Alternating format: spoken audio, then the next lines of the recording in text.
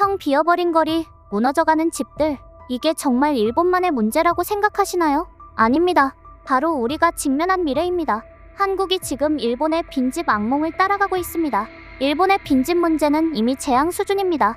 2023년 기준 일본에는 899만 채의 빈집이 있습니다. 전체 주택의 13.8%가 빈집인데요. 더 충격적인 건 8년 뒤 일본 주택의 30%가 빈집이 될 거라는 예측입니다. 그럼 한국은 어떨까요? 현재 153만 채의 빈집이 있고 2040년에는 239만 채, 2050년엔 무려 324만 채로 늘어날 거라고 합니다. 일본이 현재 겪는 재앙을 한국도 따라가고 있는 겁니다. 일본의 빈집 문제가 심각해진 이유는 무엇일까요? 그리고 한국은 왜 비슷한 길을 걷고 있을까요? 일본은 고령화와 저출산으로 인구가 급격히 줄었습니다. 지방의 농어촌 마을은 텅 비었고 도심에서도 빈집이 늘어나고 있습니다. 한국도 마찬가지입니다. 이제 초고령 사회에 접어들면서 비슷한 현상이 벌어지고 있습니다. 일본에서는 오래된 목조 주택을 철거하거나 개조하는 비용이 천문학적입니다. 그래서 빈집을 그냥 방치하는 경우가 많죠. 한국에서도 비슷한 문제가 있습니다. 리모델링 비용이 너무 비싸서 빈집을 고치느니 그냥 두는 게 더 싸다는 겁니다. 일본에서는 중고주택에 대한 선호도가 낮습니다. 새로 지은 집을 첫거주자로서 사는 것이 성공의 상징으로 여겨지죠. 한국에서도 신축 아파트만 찾는 얼죽신 현상이 이런 문제를 악화시키고 있습니다.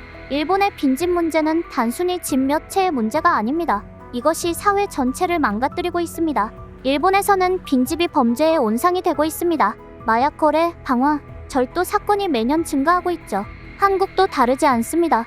일본의 지방 도시들은 빈집이 늘어나면서 관광객이 줄고 상권이 붕괴되고 있습니다. 한국의 농어촌 지역도 빈집 문제로 경제가 점점 위축되고 있습니다. 일본에서는 빈집 때문에 인근 부동산 가치가 폭락했습니다. 한국도 빈집이 많은 지역의 집값이 떨어지면서 악순환이 반복되고 있습니다. 일본도 이 문제를 해결하려 애쓰고 있습니다.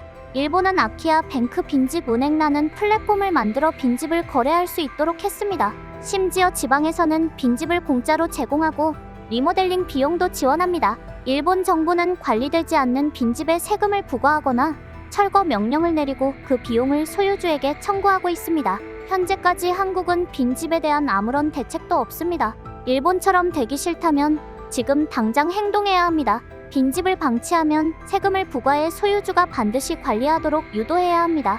국가가 나서 빈집을 매입하고 이를 활용할 방안을 마련해야 합니다. 일본처럼 빈집 거래 플랫폼도 필요합니다. 빈집 문제는 지역 경제를 활성화하는 종합적인 대책이 필요합니다. 농어촌의 빈집을 활용해 귀촌을 유도하고 젊은 층이 지역에 정착할 수 있는 환경을 만들어야 합니다. 일본의 빈집 문제는 남의 나라 얘기가 아닙니다.